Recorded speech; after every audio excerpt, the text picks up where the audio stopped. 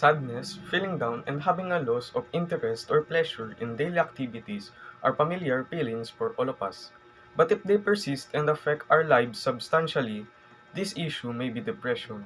Depression is a prominent problem that is affecting our society, especially adolescents, and is often overlooked due to the misunderstanding of what it is exactly and the misuse of the term.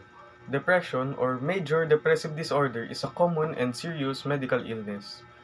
By today's standards, it is now considered as a mood because of how prevalent it has become. It negatively affects the way you feel, the way you think, and how you act. It is characterized by extreme sadness and loss of motivation, which can be easily confused by just normal sadness. We cannot say for sure because the difference between the two is really hard to distinguish. To further expand the topic, let us talk about where depression starts. Sadness and depression are related, yet they are not the same thing. Sadness is an emotion that everyone experiences often after stressful or upsetting life events, which can lead to depression. Depression, on the other hand, is debilitating and ongoing mental health disorder that can drastically affect or impact our daily living. It is characterized by intense emotions, loss of appetite and sleep, and loss of pleasure. When the part of the brain, more specifically the limbic system and the amygdala, being more known part because it controls the basic emotional functions. And when it is faulty, it can affect how a person can perceive an event. This can be also passed through genetics, which invalidates the belief that depression cannot be caused randomly and you are just feeling down.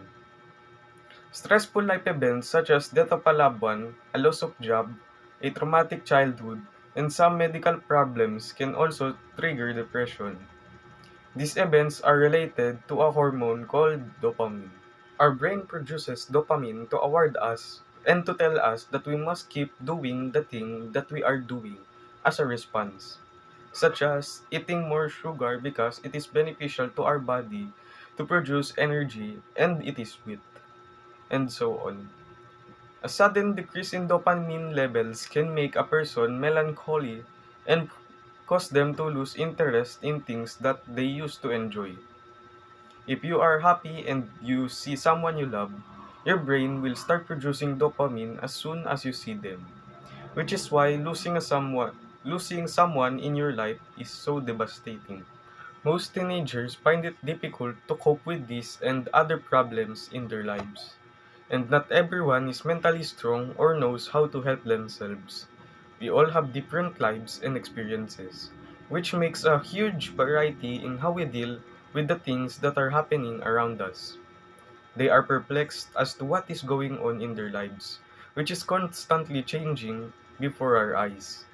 We need to consider it and have a sense of wonder, the realization that everyone is living a life as vivid and as complex as your own.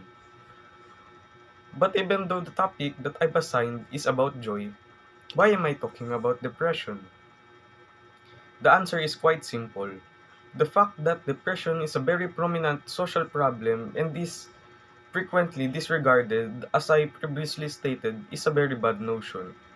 We must progressively understand and work together to find ways to prevent it before it is too late.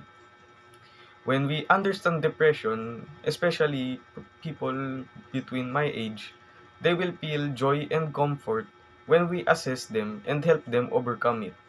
Undeniably, if you help someone ease their suffering, you will be relieved and know that you changed someone's perspective and saved their life.